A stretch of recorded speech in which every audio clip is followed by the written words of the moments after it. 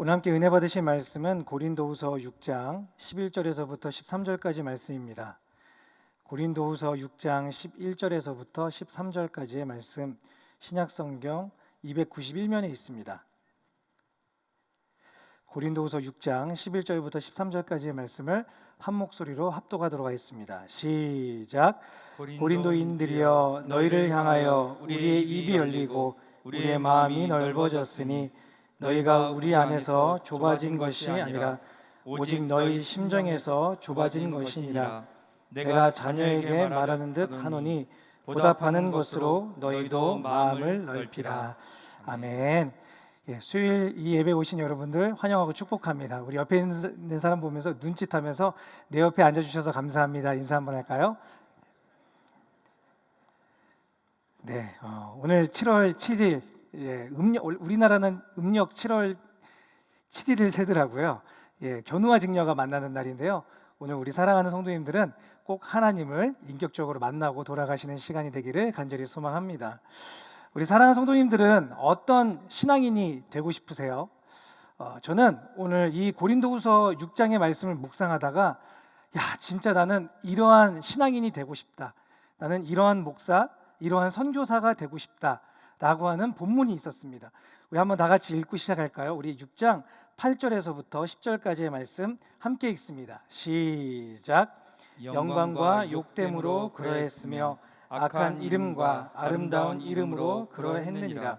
우리는 속이는 자 같으나 참되고 무명한 자 같으나 유명한 자요, 죽은 자 같으나 보라 우리가 살아있고 징계를 받는 자 같으나 죽임을 당하지 아니하고 근심하는 자 같으나 항상 기뻐하고 가난한 자 같으나 많은 사람을 부유하게 하고 아무것도 없는 자 같으나 모든 것을 가진 자로다. 아멘. 우리 사랑하는 성도님도 이러한 모습이 되기를 간절히 소망하시죠? 아멘. 여기 7가지의 모습이 등장하는 거예요. 이것을 7가지의 역설의 신앙이다라고 해서 많은 분들이 설교도 하시는데요. 저 역시도, 그리고 지금 이 코로나 시대를 사는 우리들도요, 이러한 역설적인 이러한 신앙이 필요하다고 생각합니다. 상황이 아무리 어려워도 그 속에서 그 상황을 뚫고 멋지게 신앙으로 살아가는 사람의 모습이 여기 담겨져 있죠. 그러면 이러한 모습은 어떤 사람이 이러한 모습을 가질 수 있을까요? 그게 오늘 설교의 제목과 연결이 됩니다. 바로 은혜를 마음껏 누리는 사람입니다. 어떠한 상황이 와도 코로나로 인해서 사람들이 1000명, 1200명, 1500명, 10,000명이 된다 할지라도 그 속에서도 항상 기뻐하고 두려워하지 않고 담대히 신앙생활할 수 있는 그런 사람, 어떻게 그런 사람이 될 수 있느냐? 바로 매일매일 삶 속에서 상황에 휘둘리지 않고 마음껏 은혜를 누리는 사람의 모습이라고 생각이 됩니다. 그런데 실제로 이러한 고백을 하면서 이러한 역설적인 신앙, 상황에 좌지우지되지 않고 상황을 반대로 멋지게 만들어가는 사람이 몇 명이나 있을까요? 제가 봤을 때 오늘 이 본문에선 고린도인들은 그런 사람들은 아니더라고요. 왜냐? 오늘 이 이야기를 하는 사도 바울은 내가 이런 사람인데 이러지 않은 너희들에게 내가 이런 편지를 쓴다 라는 걸 보니까 사도 바울은 이러한 은혜 속에서 마음껏 은혜를 누리면서 역설적인 신앙으로 상황에 휘둘리지 않는 삶을 살아가는데, 반대로 지금 고린도 교인들은 그러한 상황에 휘둘리고 원망하고 불평하고 좌절하고 포기하는 그러한 신앙인의 모습이라는 거예요. 그래서 오늘 저는 이 6장 전체를 가지고요, 세 가지 주제를 가지고 함께 우리가 은혜를 마음껏 누리며 이러한 멋진 신앙인이 되기를 간절히 소망합니다. 첫 번째, 그러면 우리가 어떻게 은혜를 마음껏 누리며 이런 상황에 휘둘리지 않고 멋지게 상황을 이기는 사람이 될 수 있을까요? 첫 번째, 한번 같이 따라 한번 해볼까요? 하나님의 은혜를 헛되이 받지 말자. 하나님의 은혜를 헛되이 받지 말라고 사도 바울은 얘기합니다. 1절 마지막 부분에 이렇게 써 있어요. 하나님의 은혜를 헛되이 받지 말라. 그럼 우리 성도님들께 여쭤볼게요. 하나님의 은혜를 헛되이 받지 않는 게 뭘까요? 하나님 막 은혜 부어주시는데 주님 저는 필요 없어요. 약간 예를 들면 성미가 필요해. 막 쌀이 필요해. 근데 하나님 막 성미를 막 부어주시는 거예요. 막 매주 막 부어주셔가지고 막 쌀이 남아도다가지고 하나님 이 성미는 더 이상 필요 없어요. 막 이렇게 하는 걸까요? 막 내가 일을 별로 안 했는데 돈을 막 하나님 부어주세요. 통장에 막 1억, 2억 막 차고 넘치는 거예요. 하나님 괜찮습니다. 이제 이것을 받지 않겠습니다. 아니 이걸 막 함부로 쓰는 것을 이야기할까요? 이거에 대한 의미가요 2절에 등장하는데 우리 2절 한번 다 같이 읽어볼까요? 우리 2절 다 같이 읽습니다. 시작. 이르시되 내가 은혜 베풀 때 너에게 듣고 구원의 날에 너를 도왔다 하셨으니 보라 지금은 은혜 받을 만한 때요 보라 지금은 구원의 날이로다. 아멘. 사도 바울이 여기서 반복적으로 표현하고 있는 게 있어요. 뭐냐? 우리 혹시 펜을 갖고 계신 분들은 성경책에 동그라미를 하시면 되는데 바로 때라는 것과 날이라는 것입니다. 은혜 베풀 때 구원의 날, 또 그 뒤에도 은혜 받을 만한 때 구원의 날. 이게 무슨 말이냐? 바로 이 은혜를 헛되이 받는다라는 것은요 바로 이 하나님의 은혜를 부어주시는 때와 시간, 이 타이밍을 놓쳐버린다는 의미가 여기 담겨져 있어요. 사실 이 본문은요 이사야서 49장 8절에 있는 말씀이거든요. 이스라엘 백성들이 죄를 짓습니다. 그리고 포로로 끌려갈 건데 이제 내가 너희를 자유케 해주겠다. 포로에서 해방하여 구원의 하나님의 백성으로 회복시켜 주겠다라고 약속하시는 본문이었어요. 근데 이스라엘 백성들이 어떻게 하느냐? 그것을 포로에서 자유가 됐음에도 불구하고 그들은 또 포로의 삶을 살아가는 거예요. 무엇에? 죄의 삶에. 즉 은혜가 주어졌는데 그 은혜를 지금 마음껏 누리면서 살아야 되는데 그들은 그 은혜를 지금 누리는 것이 아니라 내가 예전에 받았던 은혜, 내가 10년 전에는, 내가 안수집사 때는, 내가 청년회 때는, 내가 중고등부 시절에는, 지금이 아니라 자꾸 과거의 타이밍을 얘기하면서 하나님이 지금 우리에게 부어주시고 있는 수많은 은혜들을 누리지 못하고 자꾸 옛날 얘기를 하고 있는 거예요. 고린도 교인들이 딱 그 짝입니다. 예수님의 십자가를 통해서 모든 율법을 해결해 주셨어요. 그리고 이제 매일매일의 삶을 자유의 삶을 주셨어요. 은혜의 삶을 주셨어요. 근데 고린도 교인들이 어떻게 하는 줄 아세요? 그 자유와 그 은혜로 나아가는 게 아니라 다시 어디로 돌아가요? 율법으로 또 가는 거예요. 그리고 이렇게 얘기하죠. 너 할례 받았어? 안 받았어? 너 십계명 다 지켰니? 안 지켰니? 너 할례나 안 지키고 십계명 안 지키면 너 은혜 안 받은 거야. 자꾸 과거로 돌아가는 거예요. 과거로. 하나님이 주신 놀라운 은혜들이 있는데 이것을 무시하고 자꾸 예전으로 과거로 돌아가는 신앙생활을 이야기합니다. 사랑하는 성도님들, 우리 사랑하는 성도님들은 우리 한국교회 예배가 좋다고 생각하세요? 안 좋다고 생각하세요? 이게 무슨 충격적인 얘기인가? 그렇죠? 당연히 좋은 거 아닌가? 제가 대학생 때 이 우리 한국에서 드리는 이 교회들에서 드리는 예배가 싫었던 적이 있어요. 왜냐? 너무 시끄러운 거예요. 제 고모가 수녀님이 있어서 제가 미사를 드린 적이 있는데요. 미사를 딱 가보시면 조용해요. 그리고 오르간 반주 막 나오고요. 뭔가 경건해요. 그래서 뭔가 내 차분하고 뭔가 주님을 만난 듯한 느낌이 있어요. 근데 교회를 오면요, 성령의 불기 성령 우리 계속 박수를 쳐야 되고요. 기도를 해도요 조용히 묵상하는 게 아니라 주여 주여 계속 이러고 있는 거예요. 그러니까 교회 예배가 어느 순간 너무 시끄럽고 너무 싫은 거예요. 진짜 이 예배가 잘못 하나님 받으시는 예배야? 라고 생각을 한 적이 있어요. 근데 왜 우리의 예배가 이렇게도 뜨겁게 찬양하고 시끄러운 예배가 되었을까요? 오히려 왜 다른 종교들은 조용하고 차분한 예배가 되고 있을까요? 그것은요, 우리 예배가 무엇인지를 잘 생각하셔야 돼요. 우리의 예배는요, 십자가를 기념하지만 그 이후에 천국 잔치를 누리는 시간이 예배 시간입니다. 그러니까 이 예배는요, 무슨 시간이에요? 잔치 시간이에요. 근데 잔치 시간에 이게 정상일까요? 아니죠. 잔치 시간은 어떻게 해야 돼요? 시끄러워야죠. 박수도 치고 춤도 추고 하나님께 막 영광도 돌리고 소리도 지르고. 그래서 우리의 예배는요 과거에 묶여 있는 그 뭔가 고난이 아니라 우리의 지금의 예배의 지금의 순간은요, 바로 기쁨과 잔치의 예배의 순간입니다. 그러니까 이 예배로 오셔서 성도님들은 마음껏 잔치의 기쁨을 누리고 돌아가시는 거예요. 지금 성도님들은 또 여러분의 가정에서, 여러분의 회사에서의 삶은 어떠십니까? 기쁨의 시간이 맞으십니까? 왜요? 그 자리가 하나님이 함께 계시니까 천국 아닙니까? 얼마나 기쁜 시간이에요. 비록 힘들고 어려움이 있어도 예수님의 십자가의 은혜를 통해서 모든 걸 다 이겼잖아요. 그래서 그 지금 자리가 우리에게 은혜의 자리니까 우리는 그 은혜의 시간을 아무리 힘들고 어려워도 기뻐하고 찬양해야 돼요. 근데 당장 저부터도요, 자꾸 그 순간을 과거로만 생각하고요, 못 누려요. 그래서 많은 사람들이, 많은 신앙인들이 사실 여기서부터 무너집니다. 우리의 신앙의 은혜 때를 자꾸 내가 예전에 기도할 때는 하나님이 다 들어주셨는데, 옛날에는 내가 무릎 꿇고 기도만 하면 2시간, 3시간은 기본이었는데 지금은 무릎 꿇는 것조차 힘들어.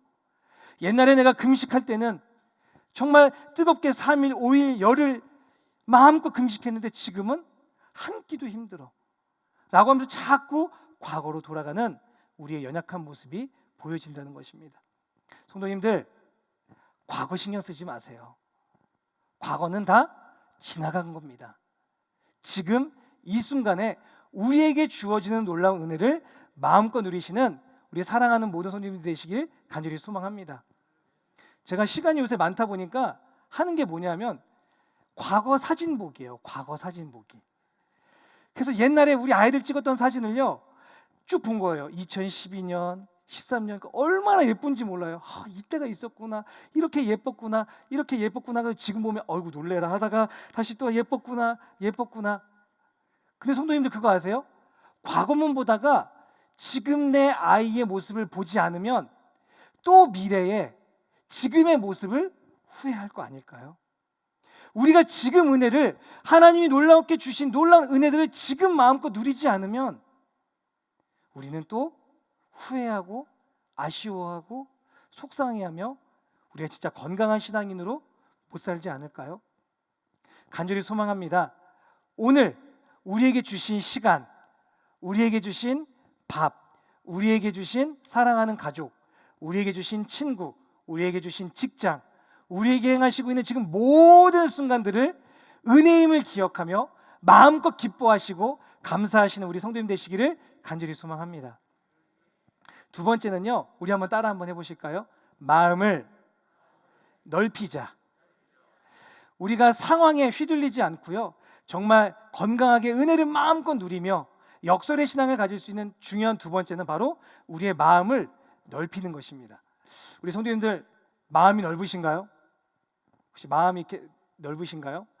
사실 이 질문은 잘못된 질문입니다. 제가 좀 바꿔서 질문을 던져볼게요. 더 정확한 건, 성도님들, 우리 성도님들의 마음은 언제 넓어지시나요? 이게 무슨 얘기냐? 예를 한번 들어볼게요. 제가 운전을 하고 갑니다. 근데요, 약속이 없어요. 그냥 약속이 없는데 그냥 혼자 시간이 좀 여유 있고 한 1시간 정도 여유 있어서 그냥 여기서 서울까지 아무렇지 않게 편안하게 갑니다. 그러면 앞차가 천천히 가든 초보 운전이든 차가 뭐 몇 시간을 꽉 막혔든 아무 일정이 없어서 제 마음은 여유로워서 앞차를 보면서 저 차 번호판이 저거네, 저 차 색깔은 저거네, 오늘 하늘은 어떻네 라고 하면서 제가 마음이 여유가 있으니까 모든 게 다 여유가 있는 거예요. 근데 제 약속 시간이 5시인 거예요.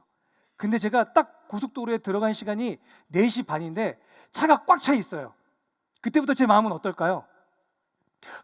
저 차는 왜 안 가고 발광이야? 그러면서 막 빵빵빵빵빵 왜 지나가세요? 그러면서 막 혼자 깜빡이 켜고 막 안 되겠다, 교통법규 위반이야 그러면서 막 갑자기 버스 전차선으로 가죠. 뭐냐? 우리의 상황이요, 사실 우리의 마음이 똑같아요. 근데 어떤 상황에 따라서 우리의 마음이 넓어지기도 하고 우리의 마음이 좁아지기도 합니다. 그래서요, 잠언 4장 23절에 이런 말씀이 있습니다. 우리 한번 다 같이 읽어볼까요? 함께 있습니다. 시작. 모든 지킬 만한 것 중에 더욱 내 마음을 지키라. 생명의 근원이 이에서 남이니라. 아멘. 사도 바울은요 오늘 11절에서부터 13절에 뭐라고 얘기했느냐, 고린도 교인들에게 얘들아 너희들 마음을 좁게 하지 말고 마음을 열어서 넓게 좀 해줘. 나에 대해서, 은혜에 대해서 정말 너희가 마음을 좀 넓게 열어야 너희에게 주어진 모든 순간들에 그 은혜를 마음껏 누릴 수 있어. 근데 너희들의 판단, 너희들의 생각, 너희들의 불신, 너희들의 질투, 너희들의 계획, 이 모든 걸로 너희 마음을 가득가득 채워놓으면 하나님의 은혜가 들어갈 공간이 단 하나도 없어 라고 가르치고 있다는 거예요. 성도님들의 마음은 지금 어떻게 넓으신가요? 여유로우신가요? 누군가 나에게 뭐라고 한들 웃으면서 받아주실 수 있으신가요? 이게 너무나 중요합니다. 왜요? 우리의 마음이 넓을 때라야 누가 우리에게 야, 너 이름 유명하지 않잖아, 너 무명하잖아 라고 해도 나 하나님 나라에서 유명한 자라고 말할 수 있는 거예요. 돈이 많은 사람이 있습니다. 돈이 많은 사람은요 누구 쓰는 것에 대해서 인색하지 않아요. 근데 돈이 별로 없는 사람은 쓰기가 힘들죠. 건강하지 않은 사람은 조금만 힘든 일이 있으면 힘듭니다.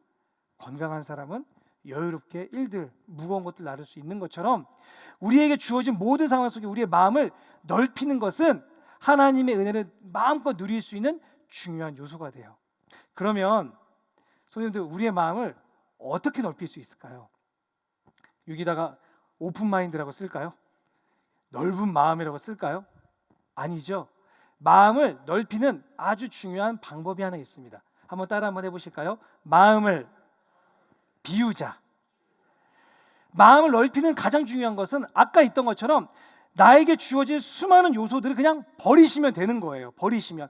아까 차 운전 고속도로에서 막 조마조마할 바엔 차라리 약속한 사람한테 전화해서 미안한데 내가 좀 늦을 것 같아. 나 욕해도 괜찮으니까 나 최대한 빨리 갈게.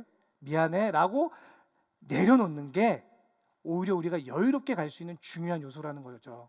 그런 것처럼 내 마음에 있는 내 계획들, 내 판단들, 내 생각들, 이런 걸 어떻게 해야 돼요? 다 내려놓는 겁니다. 그러면 우리의 마음이 어떻게 될까요? 넓어지는 거죠. 예전에 책이 한 권 나왔습니다. 정말 유명한 책이 됐는데요. 이용규 선교사님이 쓰신 내려놓음이라는 책이 나왔어요. 엄청 유명한 책이었습니다. 이게 딱 나왔는데요. 그 책이 너무 잘 팔리니까 그 다음에 선교사님이 하나 더 책을 쓰셨어요. 더 내려놓음이라는 책을 쓰셨어요. 그 제가 딱 그거 보자마자 야, 내가 책 한 권 써야 되겠다. 완전 내려놓음.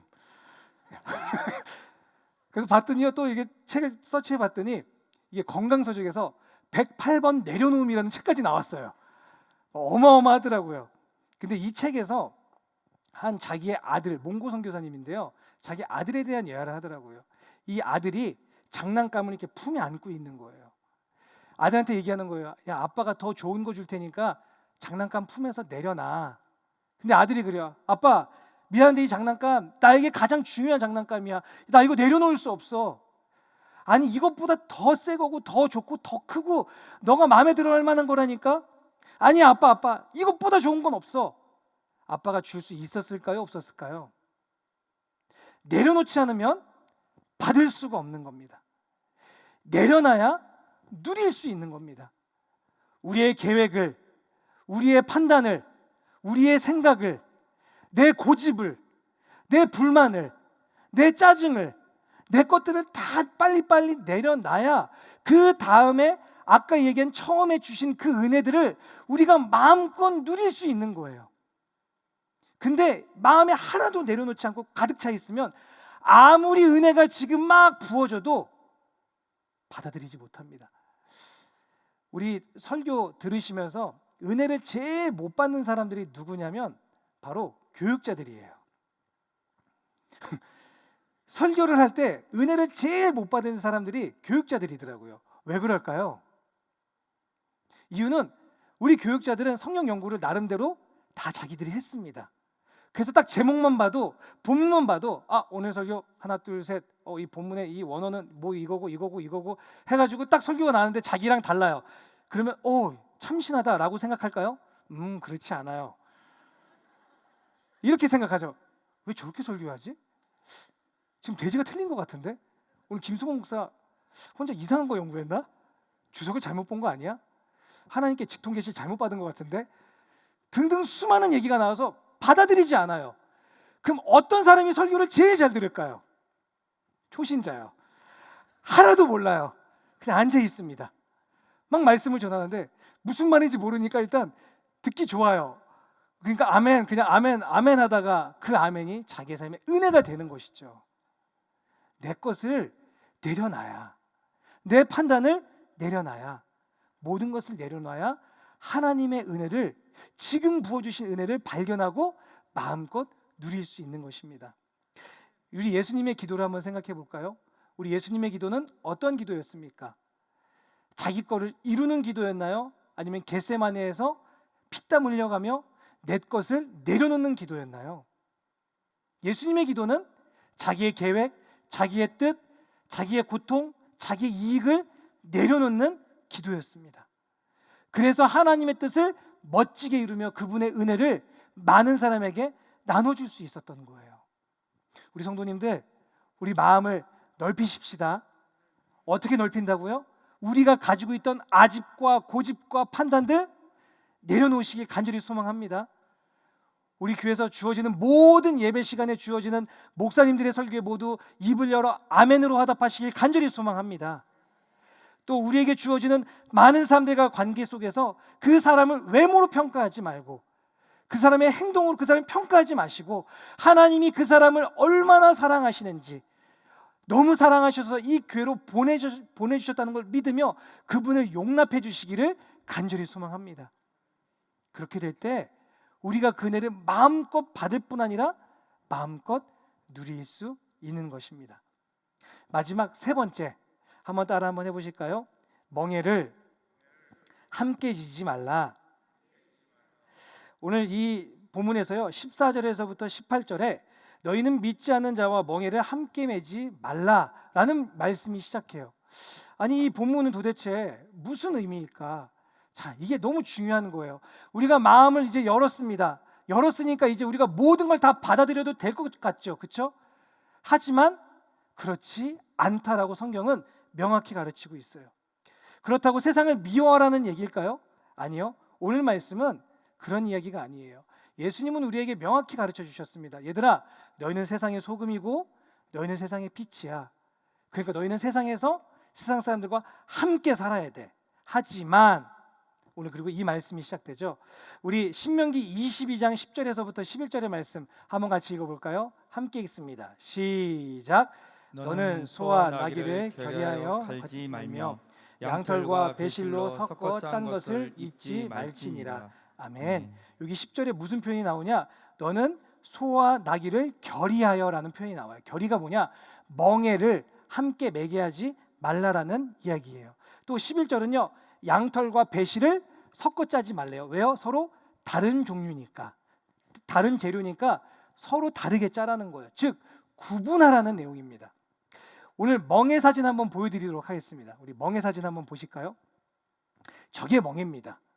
우리는 멍에를 생각하면 이렇게 생각해요. 나 혼자 뭔가 짊어져야 될 것이라고 생각하십니다.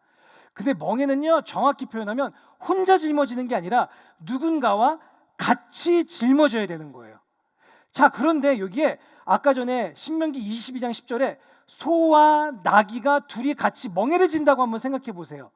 그럼 둘이 같은 곳을 갈 수 있을까요? 없을까요? 없습니다. 왜냐하면 소는 나귀보다 등치가 더 크고 힘이 더 셉니다. 그래서 나귀보다 더 빠르게 걸을 수도 있고 더 힘이 세게 밭을 갈 수 있습니다. 하지만 나귀는 총총총총총총 가면서 이 소와는 전혀 다른 길을 가게 되는 것이죠. 오늘 이 말씀은 우리가 마음을 넓게 열어 이 모든 것을 다 받아들이는 사람으로 살아야 되지만 우리들에게 명확히 가르치는 건, 얘들아, 너희는 세상 사람들과 가는 종자가 달라. 너희가 가는 방향은 세상 사람들과 전혀 달라. 너희들이 세상을 살아갈 때 그들과 세우는 뜻이 달라. 그럼 성도님들께 여쭤볼게요. 우리는 누구와 멍에를 매야 합니까? 예수님의 말씀 마태복음 11장 29절에서부터 30절의 말씀입니다. 함께 읽습니다. 시작. 나는 마음이 온유하고 겸손하니 나의 멍에를 메고 내게 배우라. 그리하면 너희 마음이 쉼을 얻으리니 이는 내 멍에는 쉽고 내 짐은 가벼움이라 하시니라. 아멘.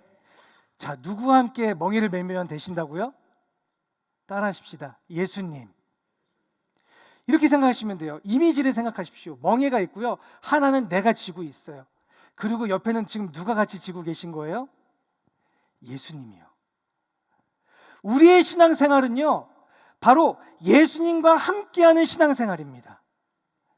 예수님과 뜻을 같이 하고요, 예수님과 함께 죽고 예수님과 함께 살아 예수님과 함께 천국의 삶을 누리는 신앙생활이 되는 거예요.